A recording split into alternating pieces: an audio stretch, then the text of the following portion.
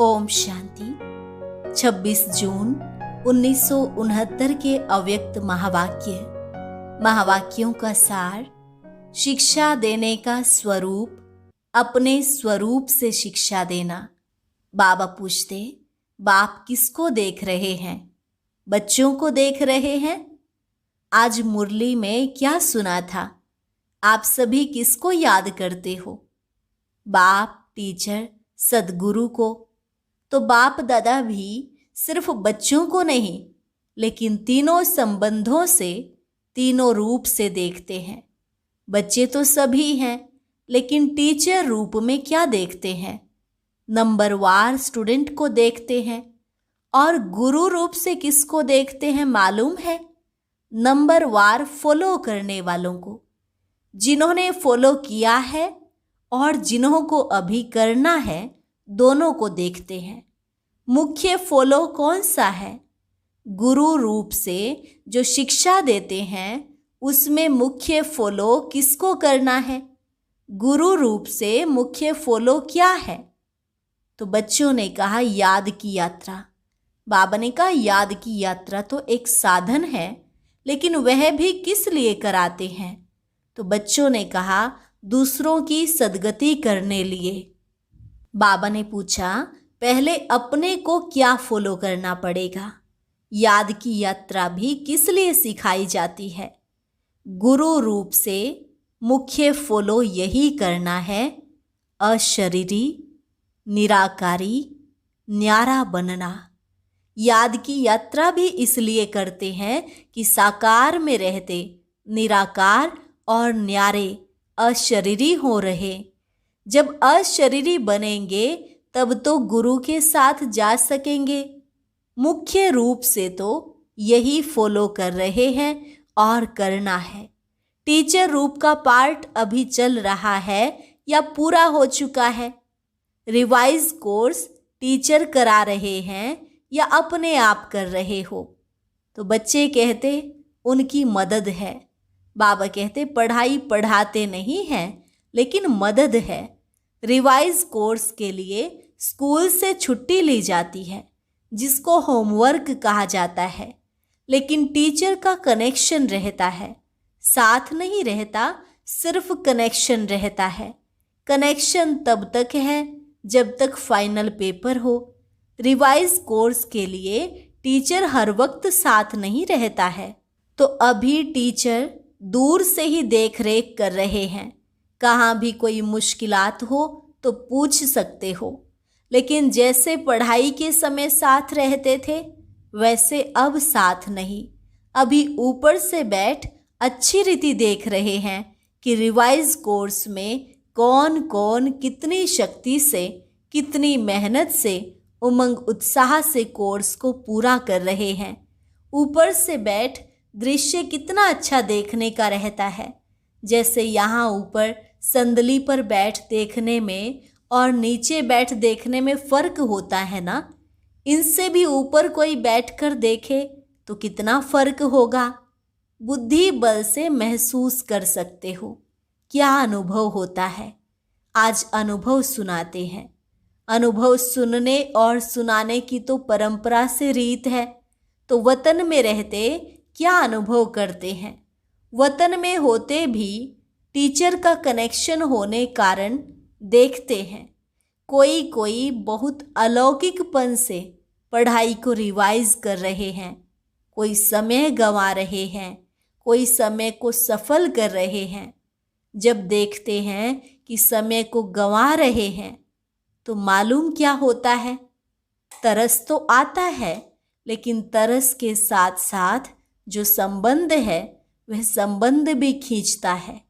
फिर दिल होती है कि अभी अभी बाबा से छुट्टी लेकर साकार रूप में उन्हों का ध्यान खिंचवाए, लेकिन साकार रूप का पार्ट तो पूरा ही हुआ, इसलिए दूर से ही सकाश देते हैं।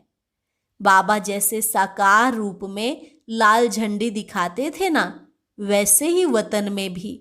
लेकिन देखने में आता है कि अव्यक्ति रस को, अव्यक्ति मदद को बहुत थोड़े ले पाते हैं। जो भी रास्ता तय करते विघ्न आते हैं, उन विघ्नों को पार करने के लिए मुख्य कौन सी शक्ति चाहिए? सहन शक्ति। सहन शक्ति से पहले कौन सी शक्ति चाहिए? विघ्न डालने वाली कौन सी चीज है? माया। सुनाया था ना कि विघ्नों को सामना करने के लिए पहले चाहिए परखने की शक्ति, फिर चाहिए निर्णय करने की शक्ति। जब निर्णय करेंगे यह माया है व यथार्थ है, फायदा है व नुकसान है, अल्पकाल की प्राप्ति है व सदा काल की प्राप्ति है, जब निर्णय करेंगे तो निर्णय के बाद ही सहन शक्ति को धारण कर सकेंगे। पहले परखना और निर्णय करना है। जिसकी निर्णय शक्ति तेज होती है वह कब हार नहीं खा सकता। और अब हार यह एक बहुत अच्छी वीडियो भी जरूर देखें और परखने की शक्ति को बढ़ाना है। निर्णय शक्ति बढ़ाने के लिए पुरुषार्थ कौन सा करना है? याद की यात्रा तो आप झट कह देते हो, लेकिन याद की यात्रा को भी बल देने वाला कौन सा ज्ञान अर्थात समझ है, वह भी स्पष्ट बुद्धि में होना चाहिए। टोटल तो रखा है, लेकिन टोटल में कहाँ कहाँ फिर टोटा घाटा पड़ जाता है। स्कूल में कई बच्चे एक दो को देख टोटल तो निकाल लेते हैं, लेकिन जब मास्टर पूछता टोटल कैसे किया है तो मूझ जाते हैं। तो आप टोटल याद की यात्रा कह देते हो, लेकिन वह टोटल किस तरीके से होगा वह भी जानना है। तो निर्णय शक्ति को बढ़ाने लिए मुख्य किस बात की आवश्यकता है? विचार सागर मंथन। बाबा ने कहा विचार सागर मंथन करते करते सागर में ही डूब जाएं तो? कई बैठते विचार सागर मंथन करने, लेकिन कोई कोई लहर ऐसी आती है जो साथ ही ले जाती है।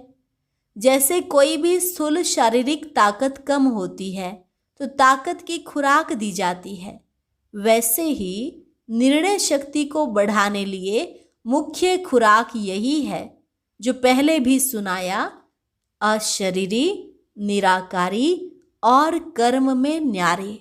निराकारी व अशरीरी अवस्था तो हुई बुद्धि तक, लेकिन कर्म से न्यारा भी रहे और निराला भी रहे, जो हर कर्म को देख करके लोग भी समझें कि यह तो निराला है, यह लौकिक नहीं अलौकिक है। तो निर्णय शक्ति को बढ़ाने के लिए यह बहुत आवश्यक है। जितना इन बातों को धारण करेंगे उतना ही अपने विघ्नों को भी मिटा सकेंगे, और जो सृष्टि पर आने वाले विघ्न हैं उन्हों से बच सकेंगे। शिक्षा तो बहुत मिलती है, लेकिन अब क्या करना है? शिक्षा स्वरूप बनना है। शिक्षा और आपका स्वधर्म अलग नहीं होना चाहिए। आपका स्वरूप ही शिक्षा होना चाहिए। स्वरूप से शिक्षा दी जाती है। कई बातों में वाणी से शिक्षा नहीं दी जाती है, लेकिन अपने स्वरूप से शिक्षा दी जाती है। तो अब शिक्षा स्वरूप बन करके अपने स्वरूप से शिक्षा देनी है। शिक्षा तो बहुत मिली, कोर्स तो पूरा हुआ ना। एक प्रश्न पूछा था कि अब जो बाप दादा अन्य तन में आते हैं तो जैसे साकार रूप में मुरली चलाते थे वैसे ही क्यों नहीं चलाते? क्या वैसे ही मुरली नहीं चला सकते हैं? क्यों भाषा बदली? क्यों तरीका बदला? ऐसे प्रश्न बहुतों के उठते हैं।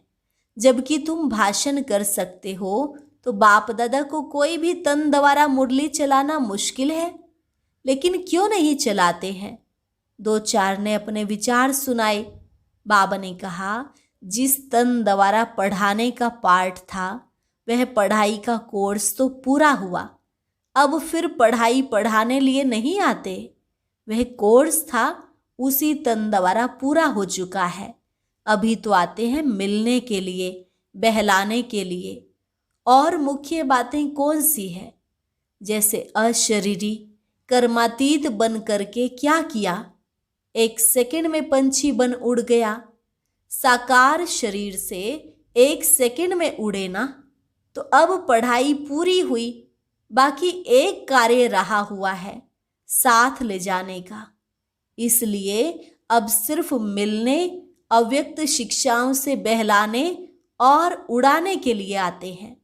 पढ़ाई के पॉइंट्स, पढ़ाई का रूप अब नहीं चल सकता है।